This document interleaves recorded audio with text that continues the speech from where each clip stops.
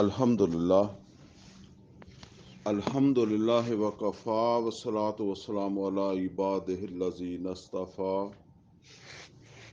خصوصاً علی افضلہم وخاتم النبیین محمد الامین وعلی آلہ واصحابہ اجمعین.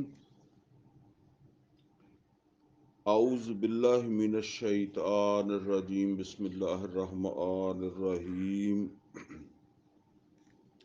ان الانسان خلق ہلوعا اذا مسہ الشر جزوعا واذا مسہ الخیر منوعا الا المصلین الذین هم علی صلاتهم دائمون والذین فی اموالہم حق معلوم للسائل والمحروم والذین یصدقون بیوم الدین والذین هم من عذاب ربهم مشفقون ان عذاب ربهم غیر مأمون والذین هم لفروجهم حافظون الا علی ازواجهم او ما ملکت ایمانهم فانهم غیر ملومین فمن ابتغى وراء ذلك فاولئک هم العادون والذین هم لأماناتهم وعهدهم راعون والذین هم بشہاداتهم قائمون والذین هم علی صلاتهم یحافظون اولئک فی جنات مکرمون. صدق اللہ العلی العظیم. رب اشرح لی صدری ویسر لی امری واحلل عقدۃ من لسانی یفقہوا قولی. اللہم ارنا الحق حقا وارزقنا اتباعہ وارنا الباطل باطلا وارزقنا اجتنابہ. آمین یا رب العالمین. عزیز دوستو، اس وقت میں نے یہ سورہ معارج ہے 29ویں سپارے میں، اس کی آیت نمبر 19 سے لے کر آیت نمبر 35 تک جو ہے ان آیات کی میں نے ابھی تلاوت کی ہے. ان آیات کے اندر جو یوں سمجھ دیں کہ جو چیزیں بیان ہو رہی ہیں وہ اصل میں بندہ مومن جو ہے اس کے سیرت و کردار کے اوصاف بیان ہو رہے ہیں. یعنی یوں سمجھ لیں کہ اگر کسی انسان کو واقعی ایمان نصیب ہو گیا ہے تو اب اس ایمان کے اس شخص کی جو بھی اس کی سیرت ہے یا اس کے کردار ہے اس میں کیا خصوصیات ہوں گی، کیسا ہوگا اس کا سیرت و کردار، یا ایمان اس کے سیرت و کردار کو کیسا جو ہے وہ بنا دے گا. ٹھیک ہے نا. میں نے پچھلا ہمارا جو درس ہوا تھا یوں سمجھ لیں کہ یہ دونوں درس جو ہے وہ ایک دوسرے کے ساتھ جو ہے وہ ریلیٹڈ ہی ہیں. تو اس میں ہم نے سورہ مومنون کی آغاز کی 11 آیتیں جو ہے وہ پڑھی تھی. تو جب ہم پھر اس پر گفتگو کرنے لگے تو تقریباً 3 آیتیں تھیں جو ہم نے تفصیل کے ساتھ سمجھ لی تھی، باقی چھوڑ دی تھی. اور میں نے کہا تھا کہ یہ جو باقی مضامین رہ بھی گئے ہیں وہ ہمارے انشاءاللہ اگلے درس میں، یعنی آج کا جو یہ درس ہے اس کے اندر جب وہ آ جائیں گے تو کوئی وہ ایسی پریشانی والی بات نہیں ہے. تو یعنی یہ ایک فرد جو ہے اس پر ایمان کے اثرات ہیں. اور میں نے عرض کیا تھا کہ ایمان اصل میں ایک بیج کی مانند ہے جو سالے بیج ہے، زندہ بیج ہے. اور زندہ بیج کی خوبی کیا ہے کہ اس کو جب ہم کسی مناسب موسم میں اور مناسب جگہ پر اس کو جب وہ لگائیں گے تو اس کے نتیجے میں پھر وہ بیج جو ہے اس سے ایک پودا برآمد ہوتا ہے. وہ بیج کسی درخت کا ہو سکتا ہے، کسی پھلدار درخت کا بھی ہو سکتا ہے، کسی اناج کا بھی وہ ہو سکتا ہے. اب وہ پھر جو بھی ہے، اگر وہ پھلدار درخت ہے تو پھر وہ ایک پورا درخت بنتا ہے. اس کی شاخیں، اس کے پتے، پھول، پھل، گویا کہ جو ہے نا، وہ میرا کہنے کا مطلب یہ ہے کہ ایمان جو ہے اس کی مثال ایک پھلدار درخت کی جو ہے وہ مانند ہے.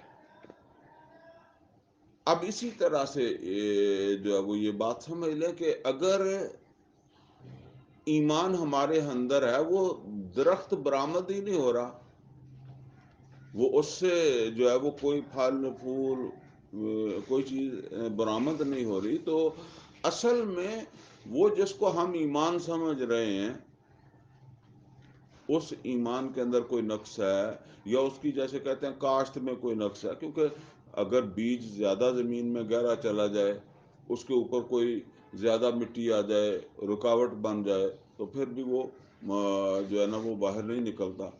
یا پھر یہ ہے کہ وہ باہر سے خول ٹھیک ہے، وہ خواہ بادام کا ہو، آڑو کا ہو، ٹھیک ہے نا، باہر سے خول.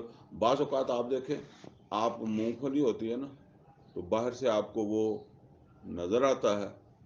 اسی طرح بادام بھی آپ کو باہر سے نظر آتا ہے، لیکن جب آپ توڑتے ہیں تو اندر گری مری ہوئی ہوتی ہے.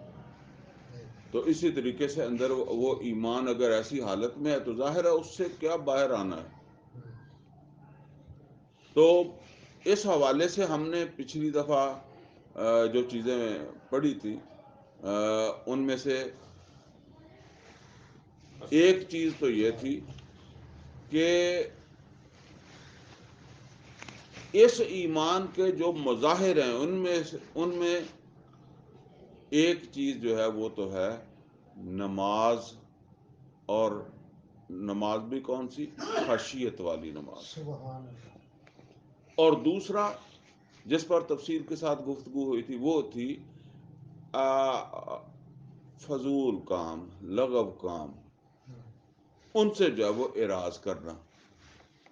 اب یہاں یہی بات جو ہے نا وہ جو شروع ہو رہی ہے نا، تو شروع کے اندر تو آپ یوں سمجھ لیں کہ انسان کی ایک تخلیقی کمزوری، اس کا ذکر اللہ تعالیٰ نے جو ہے وہ فرمایا ہے، اور اسی سے بات کو جو ہے وہ شروع کیا جا رہا ہے. اللہ تعالیٰ نے جو بات یہاں فرمائی ہے وہ یہ فرمائی ہے کہ انسان کو تخلیق کے اندر جو ہے وہ ایک کمزوری ملی ہے، اور وہ کمزوری ہے اس کا جو ہے وہ اس کا تھوڑ دلا پن. یہ ہم عام طور پر کہتے ہیں نا کہ تھوڑ دلا، بہت کم حوصلے والا، ٹھیک ہے نا. یہ کمزوریاں قرآن کریم میں اللہ تعالیٰ نے، ویسے تو کافی ساری کمزوریاں انسان کے اندر قرآن کریم کے اندر جو ہے وہ بیان ہوئی ہیں، جو انسان میں آ بھی جاتی ہیں، لیکن ایک کمزوری وہ ہے جس کو آپ یوں سمجھ لیں کہ اللہ تعالیٰ فرماتا ہے یہ اس کی تخلیق کے ساتھ ہی ہے.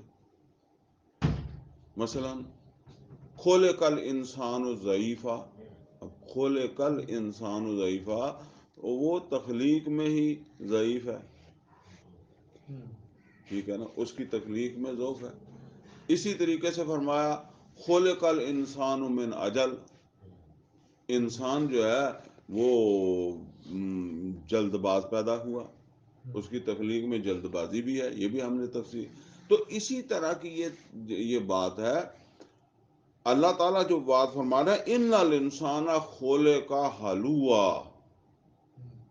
خولے کا حلوا، انسان جو ہے اس کی تخلیق میں ہی جو ہے وہ یہ جو تھوڑ دلا پن ہے. ٹھیک ہے نا.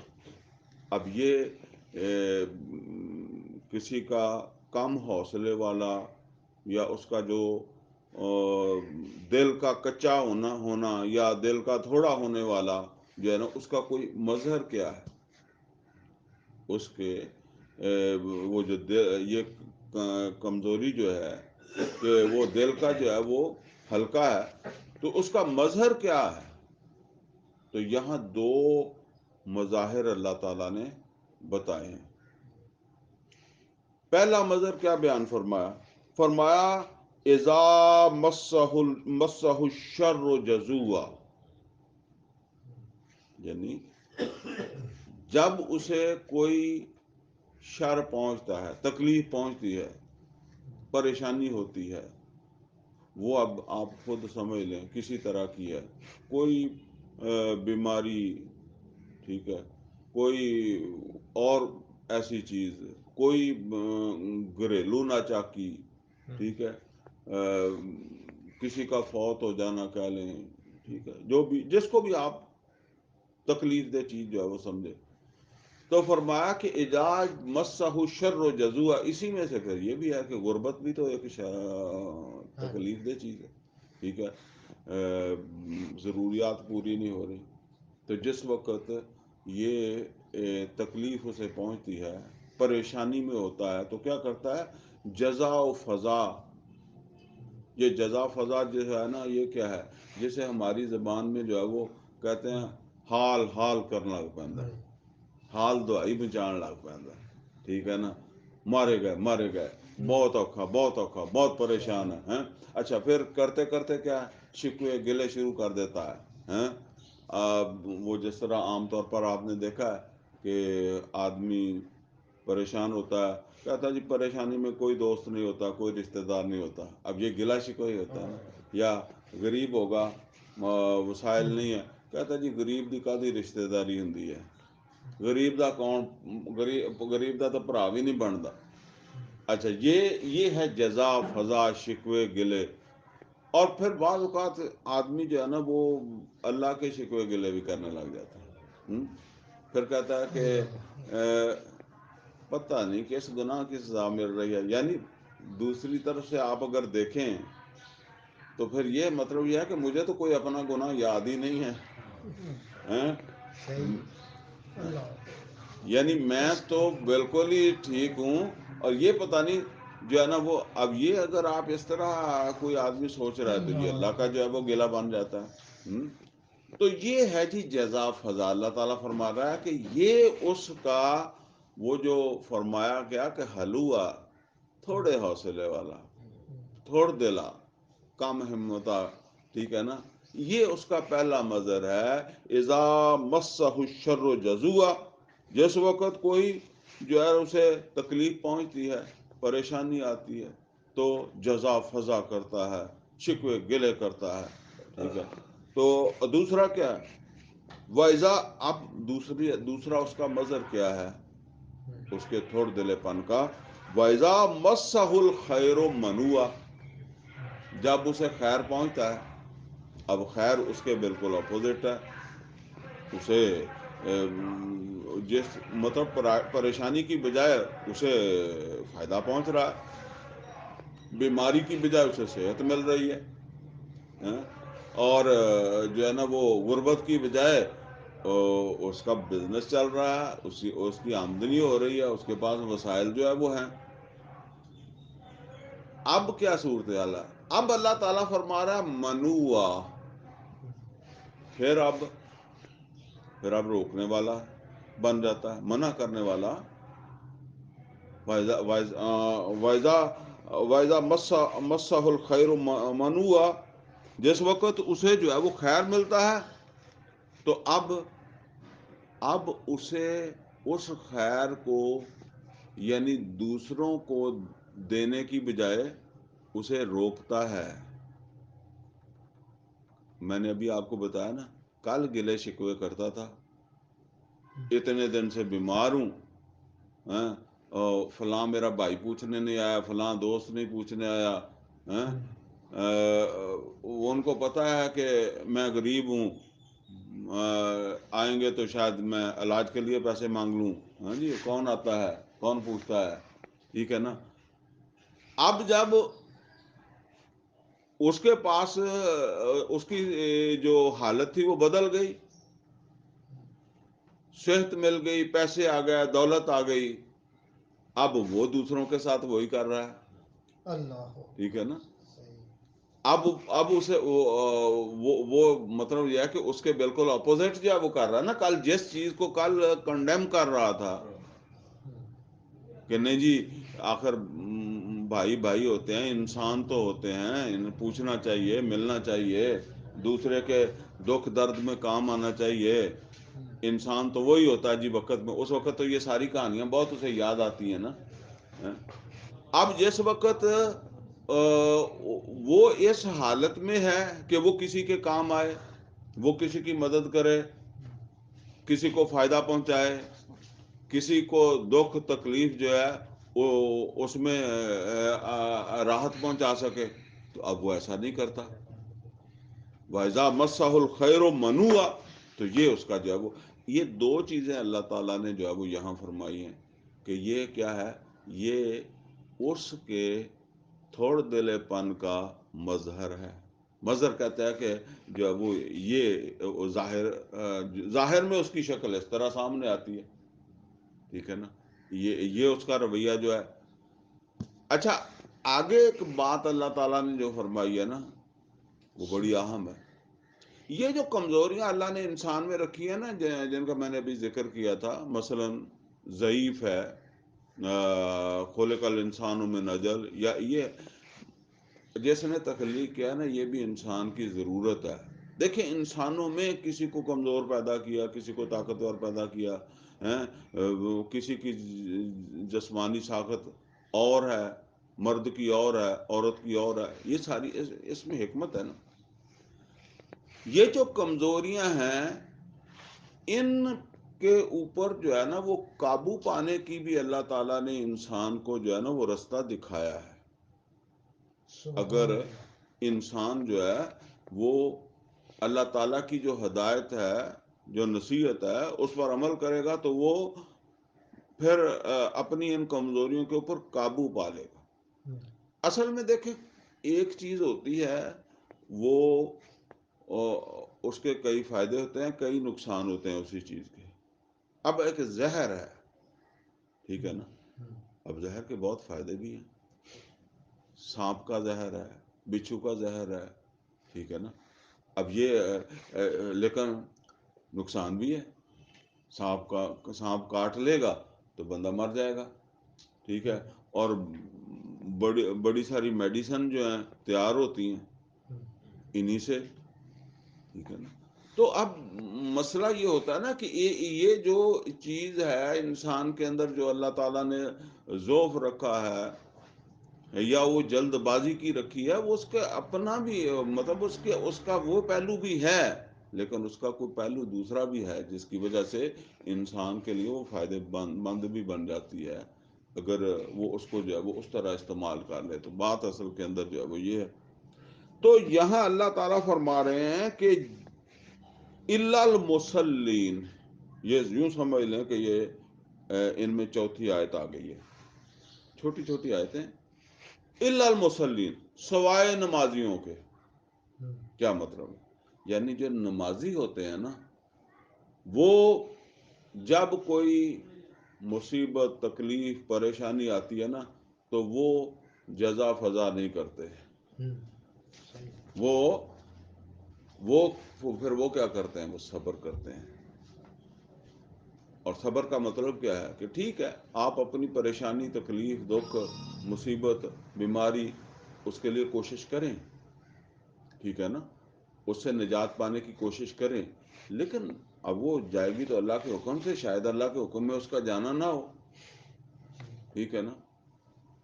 تو اس کو اللہ کا حکم سمجھیں. پھر وہ جیسے کہتے ہیں شکوے گلے حال حال، یہ پھر نہیں، بلکہ اس کی جگہ کیا ہے؟ صبر ہے. اس کو اللہ کا حکم سمجھ کر صبر کرنا ہے. اور اسی طریقے سے اگر اللہ نے مجھے سہولت دی ہے،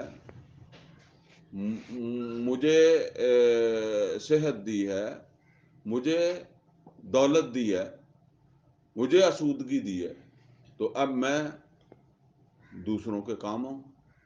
ٹھیک ہے نا، دوسروں کی معاونت کروں.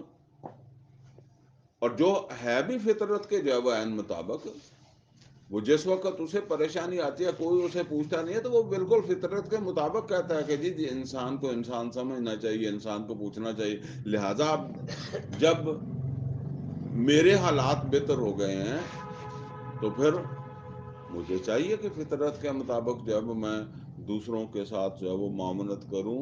جو میری ذمہ داریاں دوسروں کے حوالے سے ہیں، پھر میں جو ہے نا وہ اپنے آپ کو روک کر نہ رکھوں.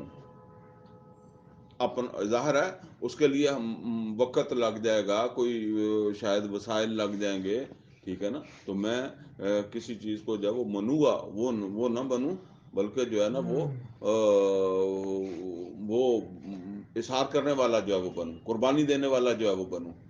اللہ تعالیٰ فرماتا ہے کہ یہ دو چیزیں جن کو بطور جو ہے نا وہ انسان کے تھوڑ دلا ہونے کے ثبوت کے طور پر یا مظہر کے طور پر جو اللہ تعالیٰ نے بیان فرمائی ہیں، اللہ تعالیٰ فرما رہے ہیں کہ یہ نمازیوں میں یہ خرابیاں نہیں ہوتی. یعنی نمازی تھوڑ دلے نہیں ہوتے. دوسرے لفظوں میں یہ سمجھ لیں، نمازی جو ہے وہ بڑے حوصلے والے ہوتے ہیں. اچھا جی، ایک بات تو یہ ہے، لیکن اب مسئلہ یہ ہے کہ جو نمازی ہم دیکھتے ہیں وہ تو ایسے ہی ہوتے ہیں.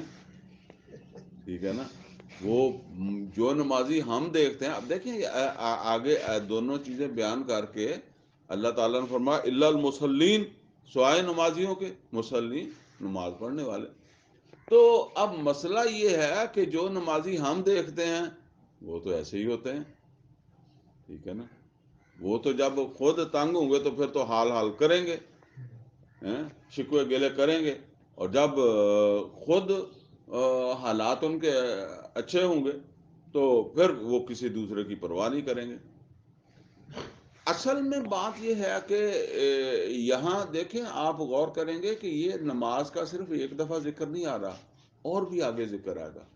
اصل میں وہ نماز کو کی ادائیگی کس طرح کرنی ہے. اگر آپ کو وہ پچھلا ہمارا درس اگر آپ کو یاد ہو، یا وہ واٹس ایپ پہ بھی آپ کے پاس چلا گیا ہوگا، جن کے پاس واٹس ایپ ہے وہ ریکارڈڈ ہوتا ہے نا، تو اس کو بھی آپ سن سکتے ہیں. وہاں ہم نے پوری تفصیل کے ساتھ یہ سمجھا تھا کہ اس میں ایک اہم چیز ہے، وہ ہے نماز کے اندر خاشیت. ٹھیک ہے نا، بغیر خاشیت کے جو نماز پڑھتے ہیں ہم، وہ تو بس ٹھیک ہے، ایک گنتی پوری کرنے والی بات ہے نا. مجھے جو متاثر کرنے والی چیز ہے، مجھے وہ کلام متاثر کرے گا نا جو مجھے سمجھ آتا ہے. جو مجھے سمجھ ہی نہیں آتا، میں نے مثال دی تھی کہ جو ہے نا وہ کوئی بندہ گالی دے، کوئی بندہ مجھے اپریشیٹ کرے، اور جو ہے نا وہ اپنے ظاہر سے، باڈی لینگویج سے وہ کچھ بھی ظاہر نہ کرے، تو مجھے، جب میں اس کی زبان کو نہیں سمجھا تو مجھے اس کی کیا تکلیف ہوگی. ورنہ کوئی آدمی اگر گالی دے تو آپ کا چہرہ جو ہے نا وہ تو متغیر ہو جاتا ہے نا، اس کا رنگ بدل جاتا ہے. کوئی آپ کو اپریشیٹ کرے تو آپ کا چہرہ کھل جاتا ہے. ٹھیک ہے نا. تو اسی طریقے سے قرآن جب ہم نے پڑھنا ہے تو وہ سمجھ آئے گا، تو پھر ہی جو ہے نا وہ ہماری یہ کیفیت ہوگی.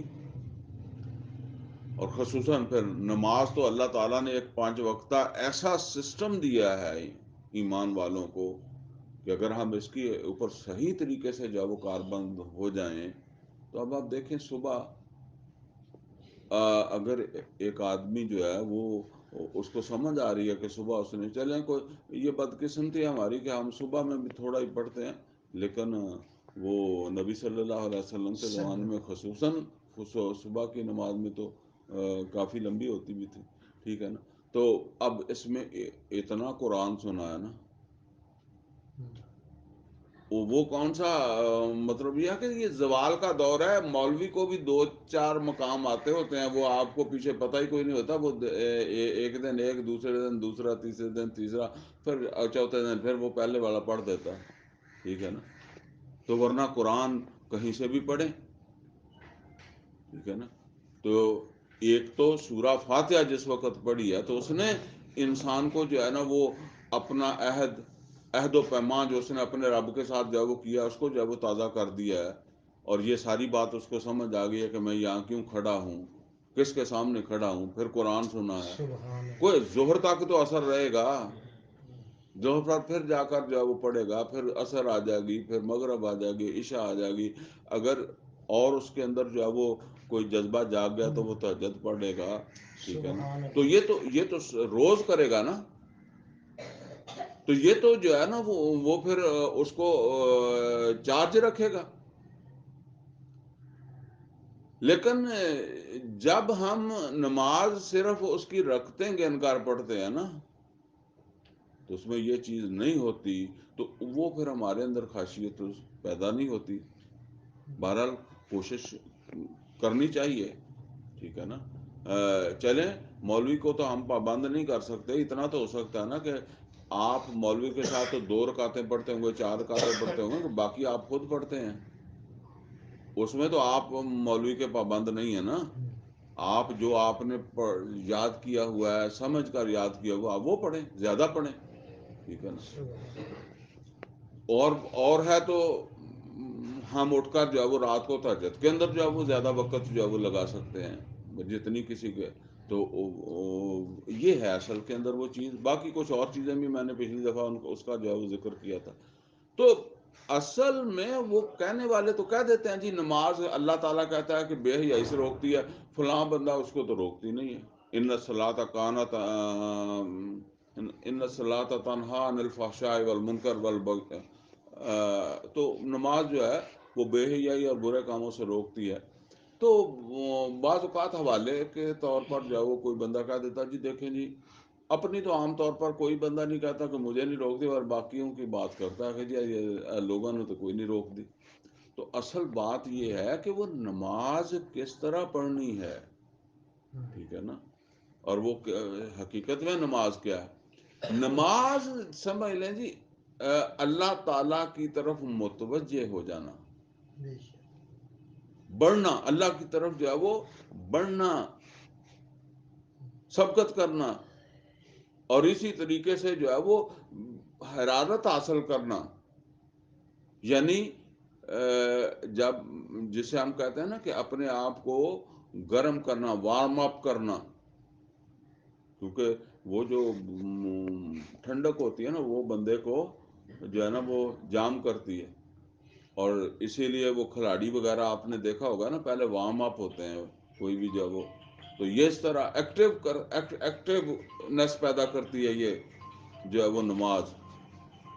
اگر اس میں وہ نماز صحیح معنوں میں جو ہے نا وہ خشیت کے ساتھ ادا کی گئی ہے تو اس کے اندر یہ چیز جو ہے وہ پیدا ہو جائے گی.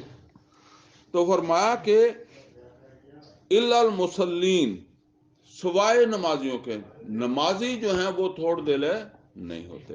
یہ اصل میں مضمون اگر آپ کو یاد ہو تو یہ سورہ تغابن میں بھی ہم پڑھ چکے ہیں. ما اصاب من مصیبت الا باذن اللہ ومن یؤمن باللہ یہدی قلبہ واللہ بکل شیء علیم. کوئی خوشی نہیں آتی اور کوئی غمی نہیں آتی، کچھ نہیں ہوتا بندے کے ساتھ، نہ اسے خوش کرنے والا نہ اسے ناراض کرنے والا یا پریشان کرنے والا، الا باذن اللہ، اللہ کے اذن سے ہوتا ہے. اور ومن یؤمن باللہ یہدی قلبہ، جو ایمان والا ہو اس کے دل کو یہ بات سمجھ آ جاتی ہے. اس کے دل کو یہ بات اللہ سمجھا دیتا ہے۔ ان دونوں صورتوں میں اس نے کیا رویہ اختیار کرنا ہے یہ اسے سمجھ ہوتی ہے۔ اب جسے حقیقت میں وہ ایمان حاصل نہیں ہے تو ظاہر ہے پھر اس میں یہ تبدیلی آتی نہیں ہے، اس میں یہ کمزوری رہتی ہے، یہ بات ہے۔ الذین هم علی صلاتہم دائمون۔ اب اگلی بات، وہاں پیچھے تو صرف یہ فرمایا کہ وہ نمازیوں کی بات ہو رہی ہے، تو یہاں آگے فرمایا الذین هم علی صلاتہم دائمون، وہ جن کی نماز میں دوام ہوتا ہے، نماز پابندی سے پڑھنے والے ہوتے ہیں۔ ایک تو یہ ہے نا کہ جی ٹھیک ہے، اپنے اپنے تصور کے مطابق جو ہے وہ گنتی پوری کرتے ہیں، تو گنتی کو بھی کوئی زیادہ، ایک تو چلے ایک بندہ وہ ہے جو کہتا ہے جی میں 5 تو پوری پڑھتا ہوں، ٹھیک ہے نا، اس میں خشیت ہوتی ہے نہیں ہوتی وہ علیحدہ بات ہے، ہونی تو خشیت چاہیے، لیکن کوئی بندہ جو ہے وہ 2 پاری مطمئن ہے، کوئی 1 پاری مطمئن ہے، کوئی جمعہ پاری مطمئن ہے، تو یہ تو دوام نہیں ہے۔ تو وہ جو جن نمازیوں کی بات ہو رہی ہے ان کی نمازوں میں خاشیت بھی ہوتی ہے، الذین هم فی صلاتہم خاشعون، اور وہ نمازوں میں دوام بھی ہوتا ہے، ان کے اوپر پابندی بھی ہوتی ہے۔ والذین فی اموالہم حق معلوم، اور یہی وہ لوگ ہیں، یعنی یہ اب نماز نے اس کو دوسرے تقاضے بھی تو بتانے ہیں نا،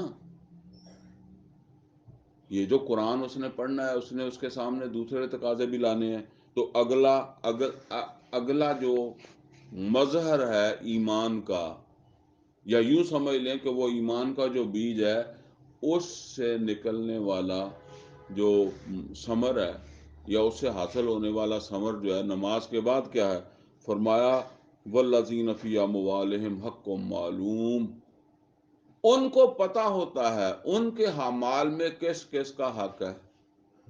اس کا کیا مطلب ہے؟ اس کا مطلب یہ ہے کہ جو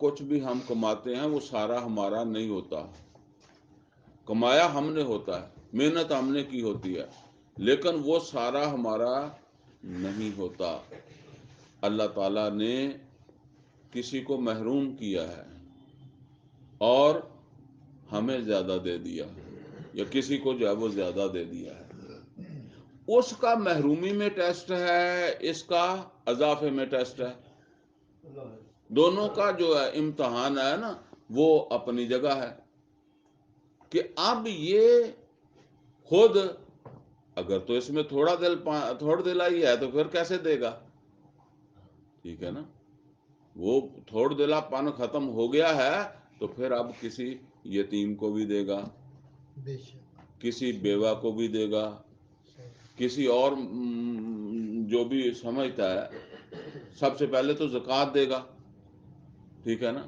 جو فرض ہے۔ اب زکوٰۃ یہ سمجھ لیں جی کہ کم سے کم ہے، یعنی اس کے نیچے تو پھر بندہ سمجھ لیں کہ گر گیا، جس طرح نماز 5 وقتہ جو فرض ہے وہ تو لازمی ہے، تھوڑے سے تھوڑا ہے، 5 نمازیں تھوڑے سے تھوڑا ہے، ٹھیک ہے نا، فرائض تھوڑے سے تھوڑے ہی ہوتے ہیں، اس کے بعد تو پھر وہ گر گیا جب اس نے فرض بھی ادا نہیں کیا تھا۔ اب اس سے اوپر جو ہے نا اصل میں جو ہے نا وہ جسے کہتے ہیں کہ آدمی کو بلندی دینے والی چیز تو اس کے بعد شروع ہوتی ہے، اسی لیے وہ تہجد ہے۔ سبحان اللہ۔ لیکن جب آپ وہ جسے کہتے ہیں کہ آپ اس لائن سے، جو کئی دفعہ وہ دوڑ لگانے والے جو ہے نا وہ ایک لائن جو ہے وہاں سے شروع کرتے ہیں نا، تو وہ لائن سے شروع کر کے آگے نکلے نا، تو اگر کوئی پہلے ہی آگے جا کر جائے وہ کھڑا ہو گیا تو وہ تو اس میں نہیں ہوگا، ٹھیک ہے نا، باقی نمازوں کا پتہ ہی نہیں ہے، تہجد پڑھتا ہے، تو یہ تو کوئی بات نہیں ہے۔ اسی طریقے سے جو ہے وہ زکوٰۃ جس طرح تعین کے ساتھ ہے، جس طرح نماز جو ہے نا وہ یہ نہیں ہے کہ آپ جب مرضی پڑھ لیں، وقت کے ساتھ ہے، بے شک اس کی رکھتے بھی ہیں. اسی طریقے سے ایک زکوٰۃ وہ ہے جو تعین کے ساتھ ہے، حساب کتاب کے ساتھ ہے کہ اتنا مال ہے اور اتنی اس کی جو ہے وہ زکوٰۃ ہے. لیکن اس کے علاوہ نبی صلی اللہ علیہ وسلم نے فرمایا ان فی المال الحقا سوی الزکوٰۃ، بے شک مال زکوٰۃ کے بعد بھی مال کے اندر جب وہ حق رہتا ہے.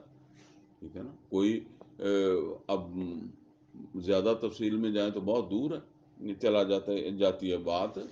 نبی صلی اللہ علیہ وسلم کی یہ تربیت ہے. وہ صرف یہ نہیں ہے کہ جی بس آپ صاحب زکوٰۃ ہوں تو پھر ہی آپ دیں ورنہ آپ بالکل نہ دیں. میں جو نبی صلی اللہ علیہ وسلم کے صحابہ کی سیرت ہے بلکہ خود آپ کی سیرت، آپ کبھی بھی صاحب زکوٰۃ نہیں ہوئے. یعنی ایک مال سال بھر آپ کے پاس رہے گا تو پھر آپ صاحب زکوٰۃ بنیں گے نا. تو جب آپ کے پاس مال ہی نہیں ہے تو پھر لیکن آپ دیتے تو تھے نا. کیا آپ یہ انتظار کرتے تھے کہ جی میرے پاس سال کا مال ہوگا پھر میں دوں گا؟ نہیں. اور بہت سارے صحابہ ہیں وہ ایسے واقعات ہیں کہ اپنی روٹی اٹھا کر جو ہے وہ ضرورت مند کو دینا. یہ اپنی روٹی سے مراد یہ ہے کہ اس دن اس نے فاقہ کرنا ہے یہ روٹی دے کر. حالانکہ مثل مشہور ہے اول خیش بعد درویش. ٹھیک ہے نا. لیکن یہ اس کمپیل نہیں اسے کیا جا سکتا، اسے مجبور نہیں کیا جا سکتا. وہ اگر اس کے اپنے اندر جو ہے وہ اس کا حوصلہ اتنا بڑھ گیا ہے، ہمت بڑھ گئی ہے کہ میں کسی کی ہیلپ کروں. یہ ایک اور خوشی ہوتی ہے انسان کو، روحانی خوشی جسے کہہ لیں نا. یعنی خود تنگی کاٹ کے یہ وہ ایمان جب اس درجے کا ہوگا نا تو بندے کو اس تنگی میں خوشی ہوتی ہے. دوسرے کو راحت دے کر خود تنگی اٹھا کر اسے جب وہ خوشی ہوتی ہے. لیکن جب تک وہ ایمان کی حالت نہیں بنتی تو پھر تو ایسا بندہ کرے گا ہی نہیں. اور کر بھی لے گا بھول سے تو پھر اپنے آپ کو ملامت کرتے رہے گا، یار مینو کی پاگل پن سوار سے گا، میں خود تنگ ہو رہا ہوں اور اس کی میں نے جو ہیلپ کر دی. ٹھیک ہے نا. تو یہ تربیت تھی محمد رسول اللہ صلی اللہ علیہ وسلم. تو اسی سے آگے بڑھ کر وہ بات ہے نا کہ نبی صلی اللہ علیہ وسلم جب دین کی سربلندی کے حوالے سے صحابہ سے کہہ رہے ہیں تو آپ تھوڑی کہہ رہے ہیں کہ جو صاحب زکوٰۃ ہیں وہ لے کر آئیں. نبی صلی اللہ علیہ وسلم تو فرماتے ہیں کہ تمہارے پاس جو کچھ ہے، جو کچھ تم سپیئر کر سکتے ہو کر لو. اب یہ تمہارے اپنے ایمان یا حوصلے کی بات ہے، ہمت کی بات ہے، تم کتنا سپیئر کر سکتے ہو. ابو بکر صدیق رضی اللہ تعالیٰ عنہ نے گھر میں سوئی بھی نہیں چھوڑی. ٹھیک ہے نا. اچھا چلیں ابو بکر صدیق رضی اللہ تعالیٰ عنہ کے گھر میں کچھ جو کچھ ہوگا، ٹھیک ہے نا، جتنا ہوگا وہ لے کے چلے گا. ایک صحابی کا ذکر آتا ہے کہ ان کے پاس بالکل سوئی بھی نہیں تھی. انہوں نے جا کر دیہڑی کی، محنت کی، اپنی وہ محنت لا کر جو ہے وہ وہاں جمع کی. تو اب یہ اس نے کوئی صاحب زکوٰۃ تھا کہ جی میرے اوپر زکوٰۃ بنتی ہے تو اب میں خیرات شروع کر دوں. ٹھیک ہے نا. تو یہ ہے اصل کے اندر، یہ جیسے جیسے وہ تھوڑ دلا پن جو ہے وہ ختم ہوگا تو انسان کے اندر یہ صفات جو ہے وہ پیدا ہوں گی. لیکن اس میں یہ بات ضرور ہے کہ دے کر پچھتانے والا نہیں ہونا چاہیے، کسی کی ہیلپ کر کے پچھتانے والا نہیں ہونا چاہیے کہ پھر جو ہے وہ اپنے آپ کو کوستا رہے یا انہوں پیچھے گاڑاں کڑتا رہے. ٹھیک ہے نا. تو فرمایا کہ والذین هم فی اموالہم حق معلوم، ان کو پتہ ہے کہ ہمارے مال میں کس کس کا حق ہے. کوئی یتیم ہے، کوئی مسکین ہے، کوئی بیوہ ہے، کوئی محروم ہے، کوئی اور اس طرح. اور اسی طریقے سے میرے اوپر میرے دین کے تقاضے بھی ہیں. میں نے اپنے دین کے لیے بھی خرچ کرنا ہے، اپنی آخرت کے لیے بھی خرچ کرنا ہے. اور دین کے تقاضے جو ہے نا، ان میں جب کہتا ہوں دین کے تقاضے تو بہت سارے ہو سکتے ہیں، لیکن ایک وہ تقاضا ہے جس کا تعلق ہے دین کی سربلندی کے لیے. ٹھیک ہے نا. دین کی سربلندی کے لیے جو ہے وسائل کی ضرورت ہوتی ہے، وہ وسائل کے بغیر تو کام نہیں ہوتا، ٹھیک ہے نا. تو لہٰذا جیسے جیسے وہ دین آگے بڑھے گا تو وسائل کی بھی زیادہ ضرورت پڑ جائے گی، ٹھیک ہے نا. تو یہ ساری چیزیں پھر اس کو پتہ ہوتی ہیں کہ یہ میں نے اس میں پارٹیسپیشن کرنی ہے، بس جتنا اس کا پھر وہ ایمان اس کے اندر پیدا ہو چکا ہوتا ہے، وہ اس کا تھوڑ دلا پن جو ہے وہ کم ہو چکا ہوتا ہے، اتنا ہی پھر وہ آگے بڑھ جاتا ہے.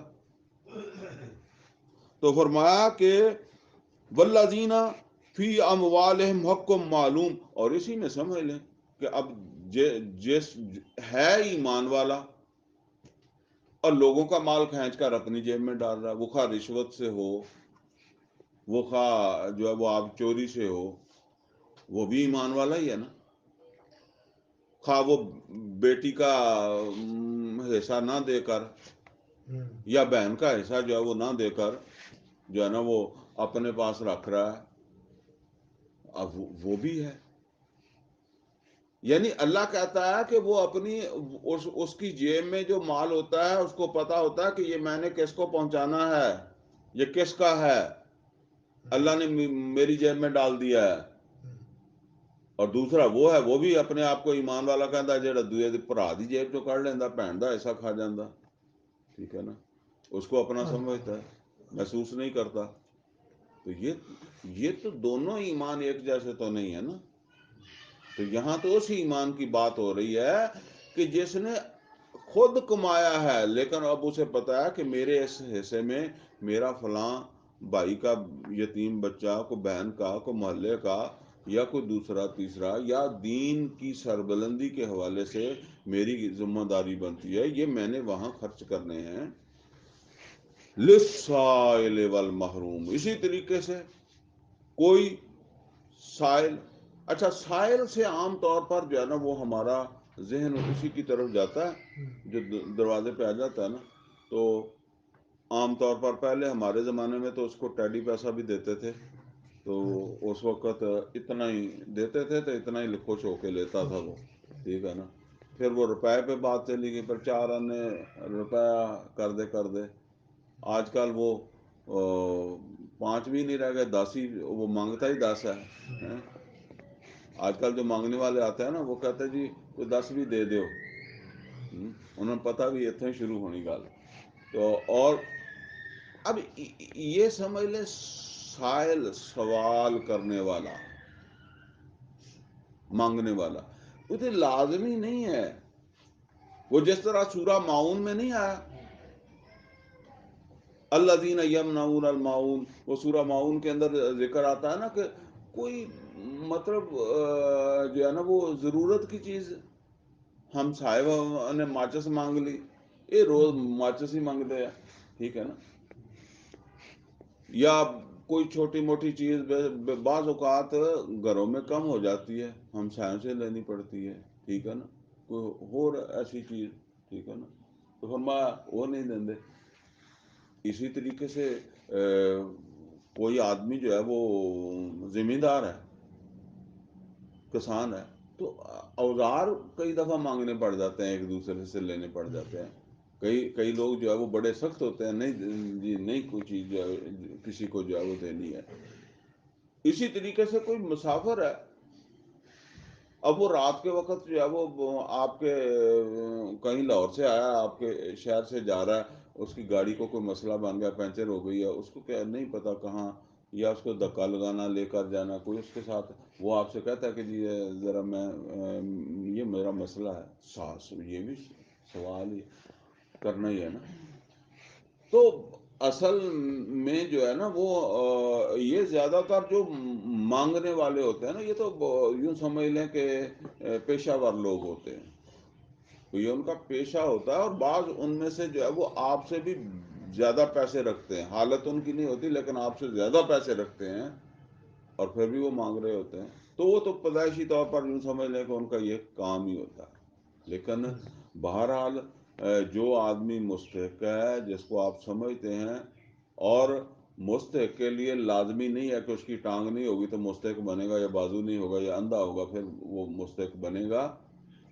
وہ آپ اپنے رشتہ داروں میں آمدنی کی بنیاد کے اوپر کر سکتے ہیں کہ اس آدمی کی اتنی آمدنی ہے، اتنے اس کے وسائل ہیں، اور اپنا بھی حساب لگا لیں کہ میرا گزارا کیسے ہوتا ہے، اس کا کیسے ہوتا ہوگا، تو اس سے بندے کو جب اندازہ ہو جاتا ہے، محلے والوں کا بھی ہو جاتا ہے، جان پہچان والوں کا بھی ہو جاتا ہے، اور اس میں یہ ضد کوئی نہیں ہوتی کہ جی ہمارے ہاں اکثر کہتے ہیں جی یہ آکڑ ہی بہت ہے، یعنی میں اس کی ہیلپ اس وجہ سے نہیں کرتا کہ اس میں اکڑ بہت ہے، یہ کون سا مانگتا ہے، اس نے مجھ سے مانگا ہی نہیں ہے، ٹھیک ہے نا۔ تو وہ جب آپ نے سمجھ لیا کہ اس کی ضرورت ہے، تو پھر اس کے مانگنے کی ضرورت نہیں ہے۔ جب اس نے آپ سے ہی مانگنا ہے، پھر وہ کسی اور سے بھی مانگ لے گا۔ عام طور پر وہ بندہ سوچتا ہے کہ یہ منگنا ہی ہے تو پھر جس کو مرضی مانگ لے گی۔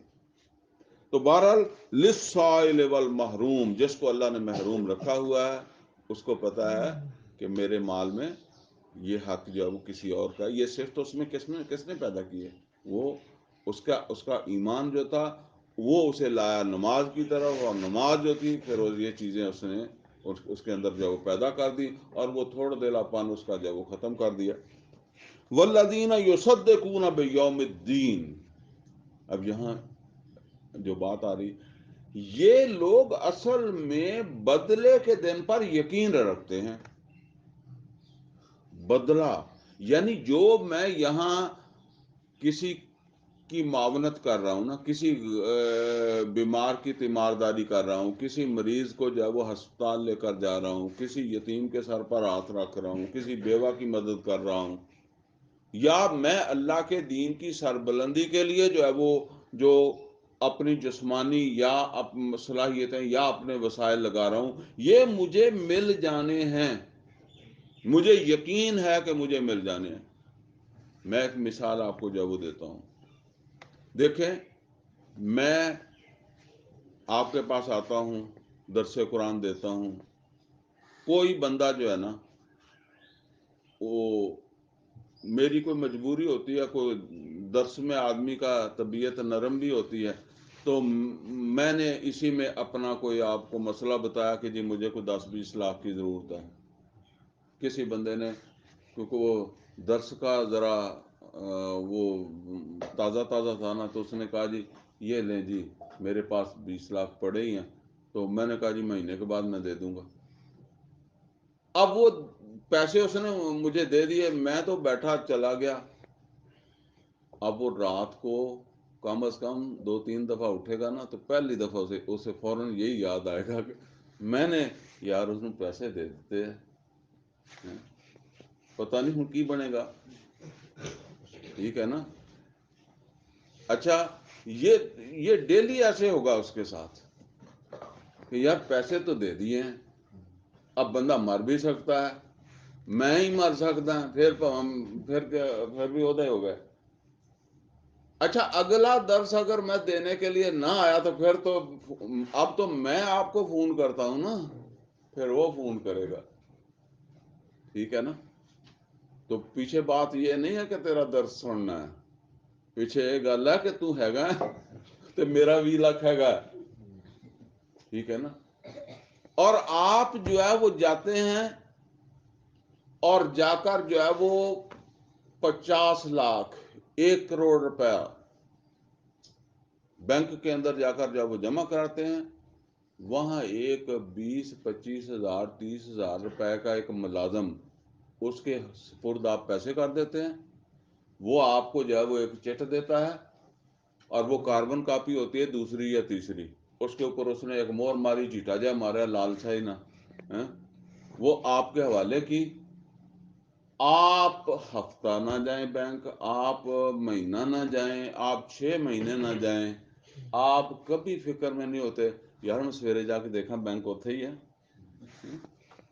یا آپ مطمئن ہیں، آپ سال نہ جائیں، آپ اس لیے کہ ہمارا ایمان بن گیا، ایمان کہتے ہیں یقین کو، ایمان بن گیا ہے۔ حالانکہ وہ ملازم ہے، آپ جب دوبارہ جائیں تو وہ ریٹائر ہوگا، وہ بینک مینیجر بھی کہیں چلا گیا ہو، انہوں نے نکال دیا ہو، آپ کی وہ رسید گم بھی ہو جائے پھر بھی آپ فکر میں نہیں ہوتے، ٹھیک ہے نا۔ آپ کہتے ہیں کہ نہیں وہ سسٹم ہی ایسا ہے، کہ پیسہ کہیں نہیں جاتا. اللہ کا سسٹم تو یہی ہے. جس کو یقین ہے وہ تو یہی سمجھتا ہے نا کہ یہ تو جمع ہو گئے. وہ نبی کریم صلی اللہ علیہ وسلم کی وہ ایک واقعہ ہے نا. آپ صلی اللہ علیہ وسلم کے پاس کوئی بکری آئی, ٹھیک ہے نا. آپ کو ہدیہ وغیرہ دے دیتے تھے صحابہ کرام رضوان اللہ تعالیٰ علیہم اجمعین, جو جن کے پاس بھی گنجائش ہوتی تھی. تو نبی صلی اللہ علیہ وسلم بھی اسے اپنے پاس تو رکھتے نہیں تھے, آپ آگے صدقہ کر دیتے تھے. تو نبی وہ بکری آ گئی, نبی صلی اللہ علیہ وسلم نے اسے ذبح کروایا اور گوشت بنا کے تو آپ صلی اللہ علیہ وسلم نے عائشہ صدیقہ رضی اللہ تعالیٰ عنہ سے کہا کہ اسے تقسیم کر دیں. آپ ساتھ آپ نے یہ بھی کہا کہ کوئی تھوڑا جا اپنے لیے بھی رکھ لے, جیسے ہم کہتے ہیں کہ تھوڑا سا گھر ہمارے لیے رکھ لینا گھر میں, باقی تقسیم کر دیں. اچھا, جب نبی صلی اللہ علیہ وسلم واپس آئے گھر تو اب نبی صلی اللہ علیہ وسلم نے عائشہ صدیقہ رضی اللہ تعالیٰ عنہا سے پوچھا, ما بقی منہا, وہ بکری جو میں ذبح کر کے دے کے گیا تھا کیا اس میں سے بچا ہے؟ عائشہ صدیقہ رضی اللہ تعالیٰ عنہ کہنے لگی, ما بقی منہا الا کاتفھا, کچھ بھی نہیں بچا سوائے ایک بوٹی کے یا دستی کے, وہ جس طرح ہم کہتے ہیں نا اٹھا کے دس دیں اس کے سوا, تو اس دستی کے سوا کچھ نہیں, باقی سارا مطلب یہ ہے کہ سارا ختم ہو گیا, بچ گئی. اب دیکھیں نبی صلی اللہ علیہ وسلم کیا فرما رہے ہیں. نبی صلی اللہ علیہ وسلم نے فرمایا باقیہ کلھا الا کاتفھا, باقی سارا بچ گیا سوائے اس کے, یعنی باقی سارا بچ گیا, یعنی وہ جو تقسیم ہو گیا ہے وہ بچ گیا ہے, جو تقسیم نہیں ہوا یہ سمجھو یہ نہیں بچا. بچت کس کو کہتے ہیں؟ جو آپ کھا لیتے ہیں اس کو, یا جو آپ بینک میں جمع کرتے ہیں؟ بینک میں جمع کرتے ہیں اس کو بچت کہتے ہیں نا. تو وہ بینک میں جو ہم کھائیں گے وہ جمع ہوگا, یا وہ جو کسی دوسرے کو دیا ہے؟ آخرت کے بینک میں تو وہی جمع ہوگا نا. جو کسی یہ بات نبی صلی اللہ علیہ وسلم فرمایا کہ باقی سارا تو وہ بچ گیا ہے, جو تقسیم ہوا ہے وہ بچ گیا ہے, الا کاتفھا, یہ نہیں بچی, کیونکہ یہ تو ہم نے خود کھا لینی. یہ جب تک یہ یقین نہیں ہوگا کیسے آدمی اللہ کے راستے پر لگائے گا؟ تو فرمایا کہ والذین یصدقون بیوم الدین, ان کو یقین ہوتا ہے,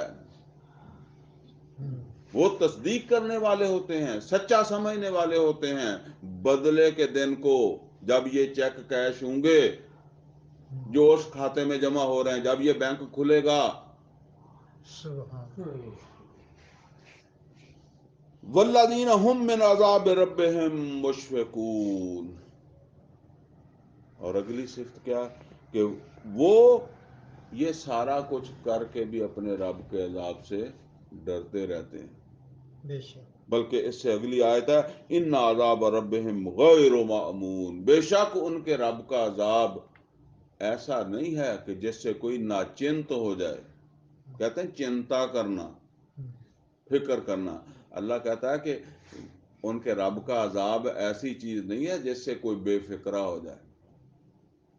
اب سمجھ آتی ہے نا کہ صحابہ کرام رضوان اللہ تعالیٰ علیہم اجمعین, چوٹی کے صحابہ, وہ کیوں ڈرتے رہتے تھے؟ اللہ کہہ رہا ہے کہ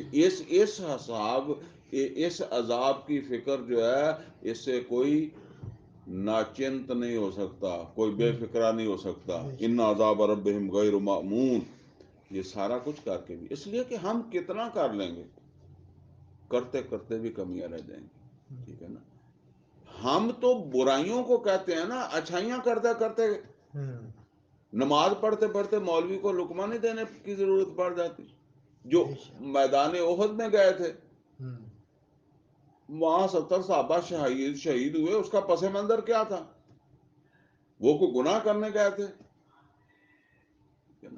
تو اچھا اچھے کام میں بھی کمیاں رہ جاتی ہیں یا غلطیاں ہو جاتی ہیں نا، بے شک تو اللہ نے تو حساب لینا ہے۔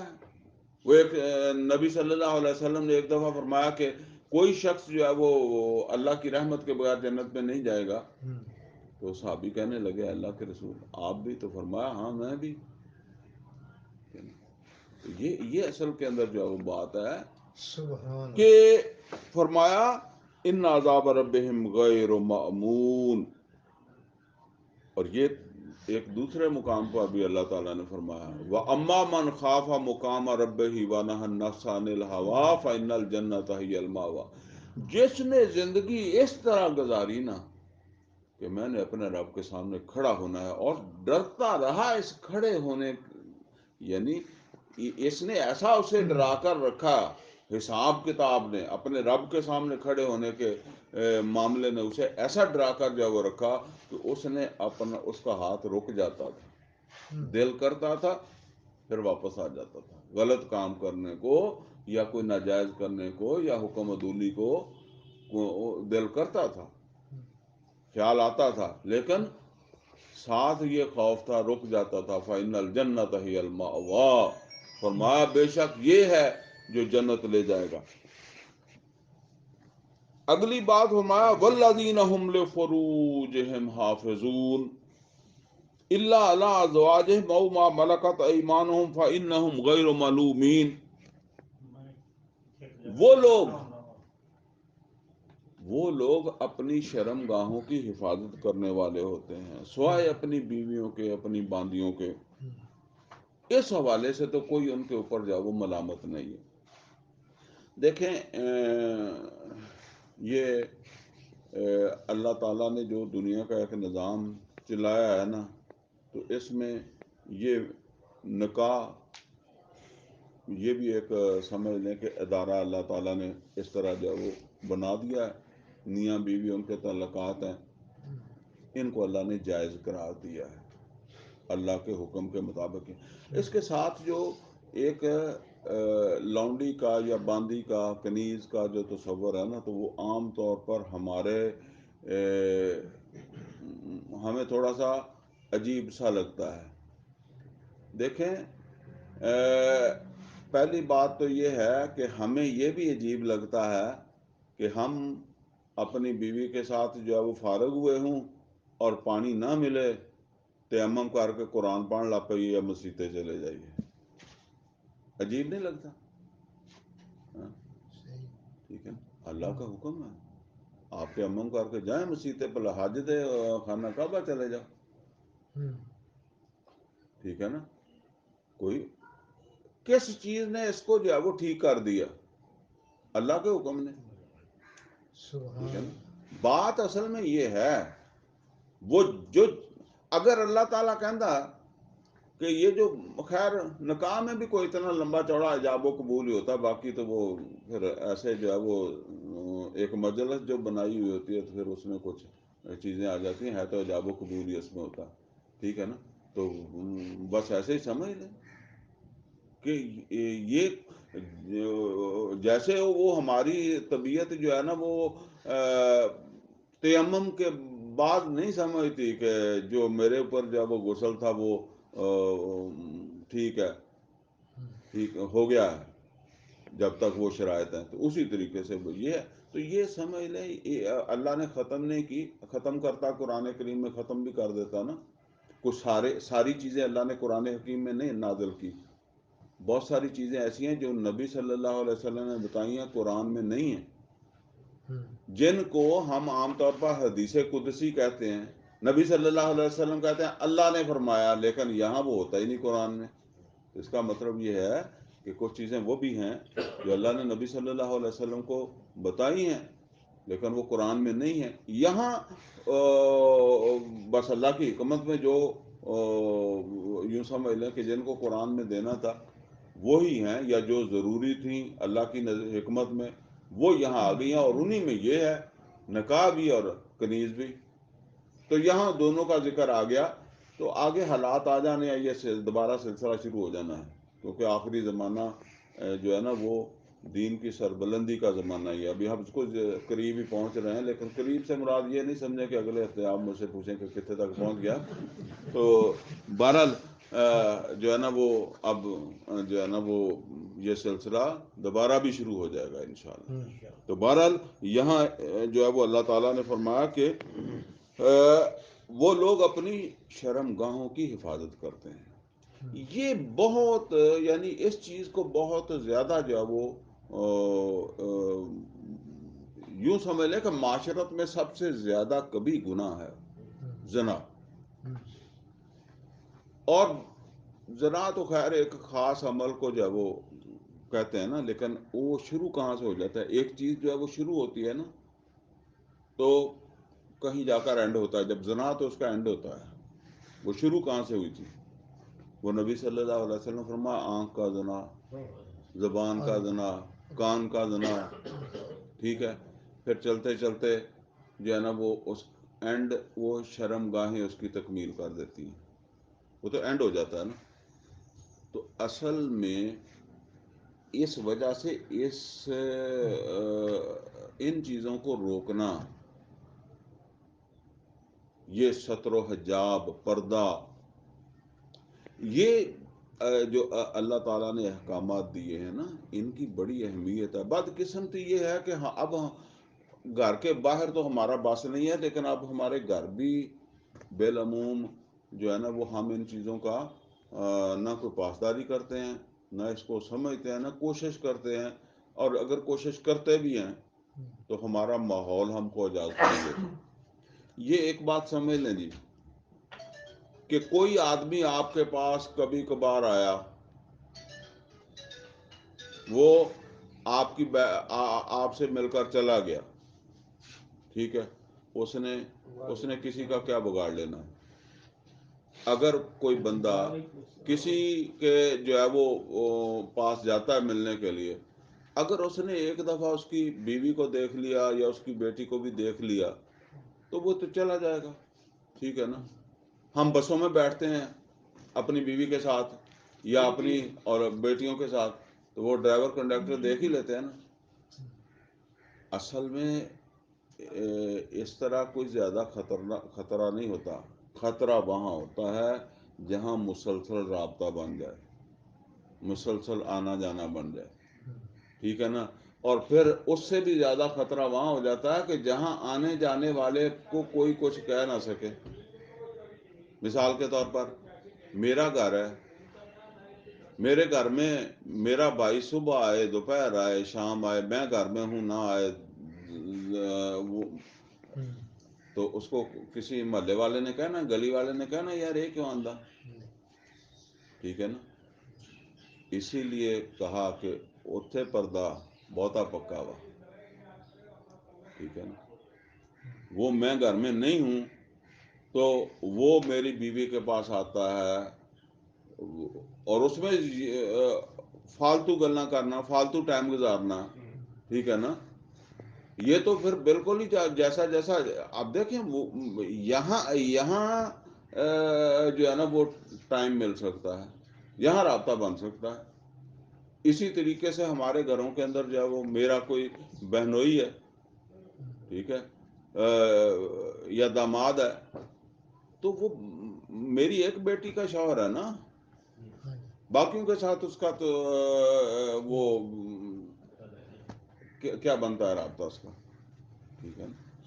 تو یہ گھروں کے اندر عام طور پر ہم کہتے ہیں جی وہ کیا اس کو کہتے ہیں جوائنٹ فیملی سسٹم ہے جی ہمارے ہاں. تو یہ جوائنٹ فیملی سسٹم کو اللہ تعالیٰ نے تو اوپر سے نازل نہیں کیا. یہ آپ اس کا جوائنٹ بھی رکھنا ہے تو اس کو یہ تو کرنا پڑے گا. ٹھیک ہے نا. ٹھیک ہے آپ نیچے ایک بنا لیں مکان، ایک بیٹے کو دے دیں، اوپر دوسرے کو تیسرے کو دے دیں، لیکن ان چیزوں کی احتیاط. اب یہ تو میں نے آپ کو گھر کی جو ہے وہ بات بتا دی. باہر تو پھر کالج میں یونیورسٹی میں کیا کچھ ہوتا ہے یہ تو جب تک وہ نظام بدلیں گے نہیں. یہ نظام تو ہے ہمارے ہاتھ میں، یونیورسٹی کا نظام ہمارے ہاتھ میں نہیں ہے، کالج کا نظام ہمارے ہاتھ میں نہیں ہے. وہ نظام وہ تو ہم کہہ سکتے ہیں کہ جی جب تک سسٹم نہیں بدلتا، لیکن یہ گھر کا سسٹم تو ہم نے بدلنا ہے. اور اس میں بھی مشکلات آتی ہیں. میں نے آپ کو بتایا نا کہ وہ داماد وہ غصے ہو کے چلا جاتا ہے پھر ٹھیک ہے نا, پرابلم تو آتے ہیں, لیکن بہرحال اگر ان کو بھی کوئی سمجھ شعور ہو تو بس ٹھیک ہے, پھر وہ اپنی اس حد کے اندر جب وہ رہیں, پھر ان کو غصہ بھی نہیں آنا چاہیے کہ جی ٹھیک ہے میرا یہاں تک ہی تھا معاملہ, ٹھیک ہے نا. تو بہرحال اس جتنی بھی احتیاط جو ہے وہ ہو سکے, لیکن یہ پوری احتیاط اس وقت تک نہیں ہو سکتی جب تک کہ اللہ کا دین اندر اور باہر غالب نہ ہو. بے شک. الا علی ازواجہم او ما ملکت ایمانہم فانہم غیر ملومین فمن ابتغى وراء ذلك فاولئک هم العادون. اور جو پھر اس سے بڑھ کر چاہے گا وہی حد سے بڑھنے والا ہے. یعنی یہ نکاح, بیویاں باندیاں, ٹھیک ہے نا, یہ تو ٹھیک ہے, تو اس سے آگے جو بڑھ کر یہی ضرورت پوری کرنا چاہے گا تو فرمایا فاولئک هم العادون, وہی حد سے تجاوز کرنے والے ہیں, وہ پھر لائن کراس کر گئے جیسے آپ کہتے ہیں. والذین هم لاماناتہم وعہدہم راعون. اور وہ لوگ جو اپنی امانتوں اور اپنے عہدوں کے اوپر جو ہے وہ کاربند رہنے والے, ان کا لحاظ کرنے والے کہ یہ میرا عہد ہے, یہ میری ذمہ داری ہے. یہ امانت اصل کے اندر ذمہ داری بھی تو امانت ہوتی ہے نا. تو ایک صحابی کہتے ہیں کہ شاید ہی کبھی نبی صلی اللہ علیہ وسلم نے ہم سے خطاب کیا ہو اور اس خطاب کے اندر نبی صلی اللہ علیہ وسلم نے یہ نہ فرمایا ہو لا ایمان لمن لا امانۃ له ولا دین لمن لا عہد له. اس شخص کا کوئی ایمان نہیں ہے جو امانت دار نہیں ہے, اور اس شخص کا کوئی دین نہیں ہے جو عہد کی پابندی نہیں کر رہا. کہتے ہیں کہ اس کا مطلب نبی صلی اللہ علیہ وسلم تو اکثر صحابہ کو مخاطب کیا کرتے تھے, خطبے دیتے تھے, خطاب کرتے تھے. تو وہ کہتے ہیں کہ شاید کبھی کوئی خطبہ ایسا ہو جس میں آپ نے یہ اس کو جو وہ نہ دہرایا ہو, لا ایمان لمن لا امانۃ له ولا دین لمن لا عہد له. اس شخص کو کوئی ایمان نہیں ہے جو امانت دار نہیں ہے, اور اس شخص کا کوئی دین نہیں ہے جو عہد کی پابندی نہیں کر رہا. اب دیکھیں, امانت کا تعلق ایمان کے ساتھ, یا ایمان کا تعلق امانت کے ساتھ, اور دین کا تعلق عہد کے ساتھ ہے, ٹھیک ہے. تو یہ ہے اصل کے اندر جو ہے نا وہ جو آج ان چیزوں کو ہم کہاں جو ہے وہ سمجھتے ہیں کہ ان کی کیا اہمیت ہے. بہرحال اس میں بہت ساری باتیں ہو سکتی ہیں. امانت یہ بھی امانت ہے, اور محمد رسول اللہ صلی اللہ علیہ وسلم نے بھی جو دین ہمیں دیا وہ امانت ہے. میں ذرا زیادہ, میں نے کہا کہ بات لمبی ہوتی ہے نہیں کروں, لیکن اتنا تو آپ کو دوں.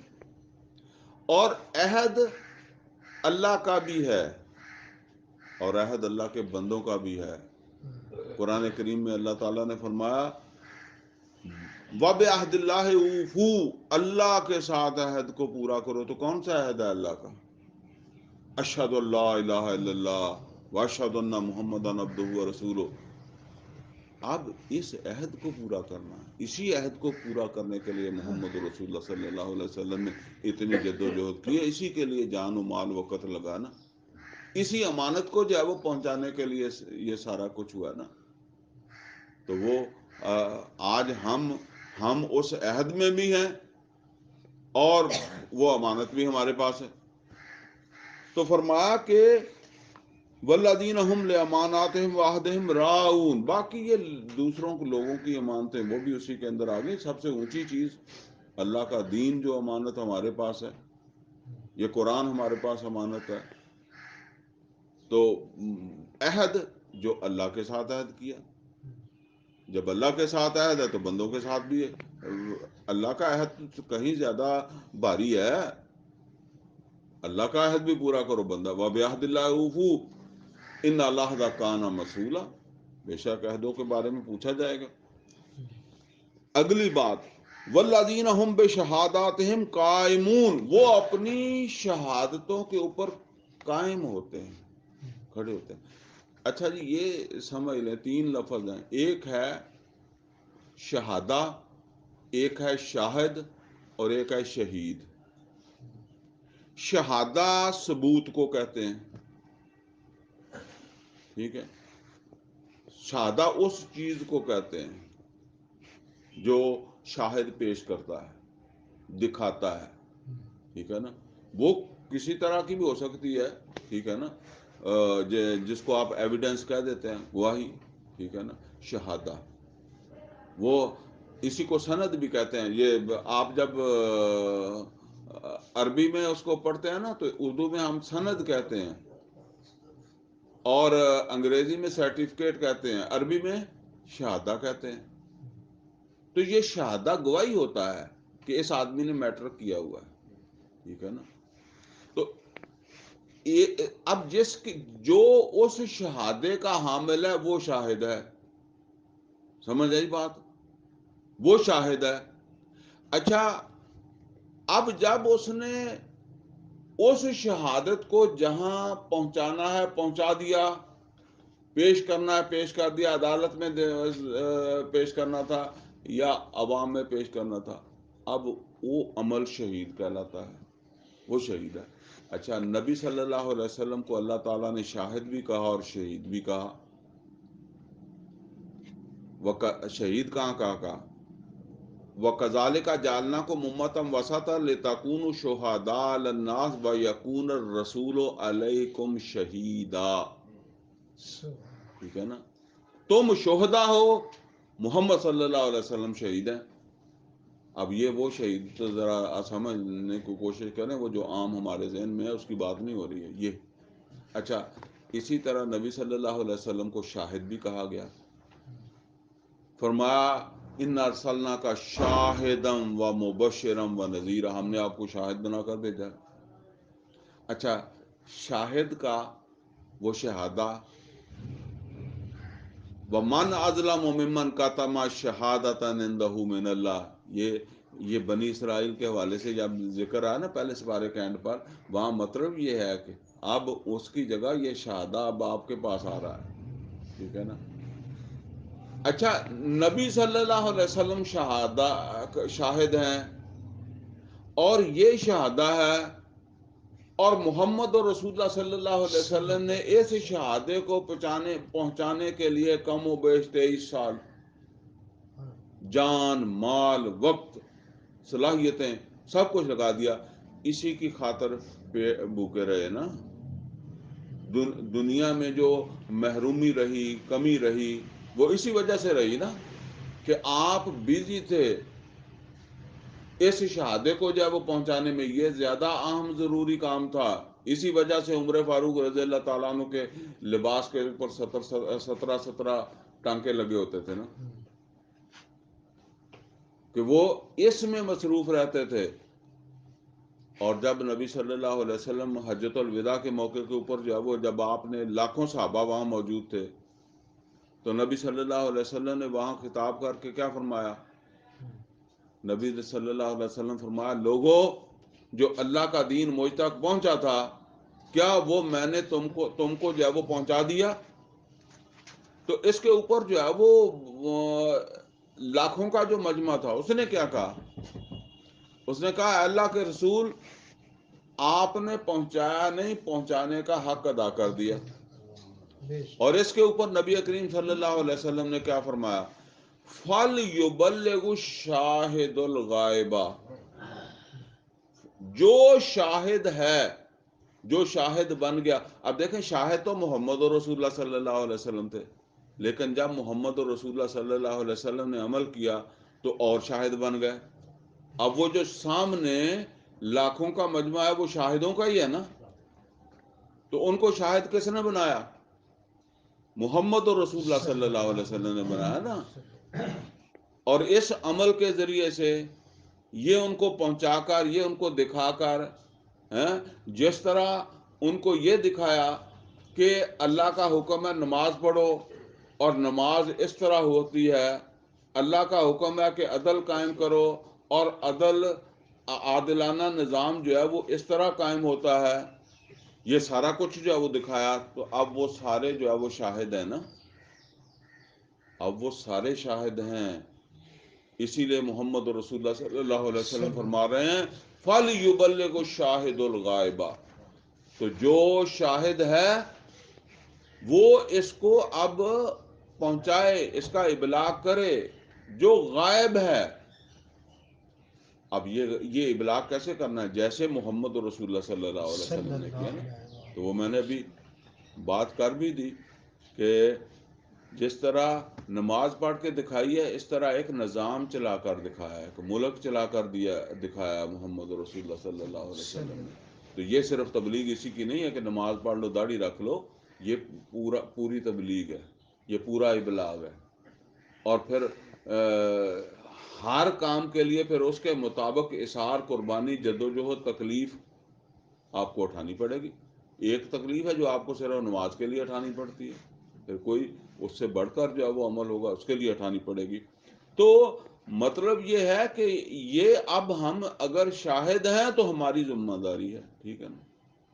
جو شاہد بنا دیا محمد رسول اللہ صلی اللہ علیہ وسلم نے, انہوں نے آگے اور شاہد بنانے تھے. تو فرمایا کہ والذین ہم بشہاداتہم قائمون, وہ اپنی شہادتوں کے اوپر کام. یہ تو سب سے اونچی بات ہے. باقی پھر جو ہے وہ شہادت کو چھپانا, ومن اظلم ممن کتم شہادۃ عنده من اللہ, اس سے بڑھ کر کوئی ظالم ہے جس کے پاس شہادہ ہو اور وہ چھپائے اسے اللہ کی طرف سے شہادہ ہو. تو یہ جو ہے نا وہ قرآن کریم میں اور بھی ایک جگہ پر ہے, لیکن وہ ابھی میرے ذہن میں آیت نہیں آ رہی تھی تو میں نے دوبارہ اس کو پڑھ دیا. والذین هم علی صلاتہم یحافظون. جہاں یہ ایک فرد کی زندگی کے اوپر جو ہے وہ ایمان کے جو اثرات مرتب ہونے ہیں ان کا ذکر ہو رہا ہے نا. تو اب دیکھیں یہاں اینڈ ہو رہا ہے تو نماز کا ذکر پھر آ گیا. والذین هم علی صلاتہم یحافظون. اور یہ لوگ ہیں جو اپنی نمازوں کی حفاظت کرتے ہیں. نماز تو جنگ میں بھی معاف نہیں ہے, ٹھیک ہے نا. جنگ میں بھی ایک طریقہ ہے کہ آدھے آدھے بندے پڑھ لو, بیماری میں بھی ایک طریقہ ہے, ٹھیک ہے نا. پانی نہیں ملتا پھر بھی ایک طریقہ ہے, معاف نہیں ہے, ٹھیک ہے. معاف نہیں ہے. معاف تو اسی وقت ہے جب آپ کا دماغی ساتھ چھوڑ گیا. آپ مسجد نہیں جا سکتے نا تو پھر آپ لیٹ کر پڑھیں, بیٹھ کر پڑھیں. مسجد جا سکتے ہیں تو وہاں تک جائیں, ٹھیک ہے نا. تو یہ تو ہوگا, سفر میں تو قصر پڑھ لیں, لیکن یہ معاف نہیں ہے کسی حالت کے اندر بھی جو ہے. تو پھر اس کا آیا والذین هم علی صلاتہم یحافظون. اور وہ جو اپنی نمازوں, وہ لوگ جو ہے وہ اپنی نمازوں کی حفاظت کرنے والے ہوتے ہیں. اولئک فی جنات مکرمون. آخری آیت ہے اس آج جو ہم نے پڑھی تھی. اولئک فی جنات مکرمون. یہ ہیں جن کو اکرام کے ساتھ جنت میں داخلہ ملے گا, عزت بھی ملے گی, مکرم اکرام عزت بھی ملے گی اور جنت بھی ملے گی. جن کے اندر یہ اوصاف, جن کے اندر ان کے ایمان نے یہ اوصاف جو ہے وہ پیدا کر دیے. اللہ تعالیٰ سے دعا ہے کہ اللہ تعالیٰ جو ہے وہ ہمیں ایسا ایمان عطا فرمائے اور ہمیں یہ اوصاف جو ہے وہ اپنے اندر پیدا کرنے کے لیے جدوجہد کوشش کی جو ہے وہ توفیق عطا فرمائے. اقول قولی ھذا واستغفرہ لی ولکم ولسائر المسلمین والمسلمات.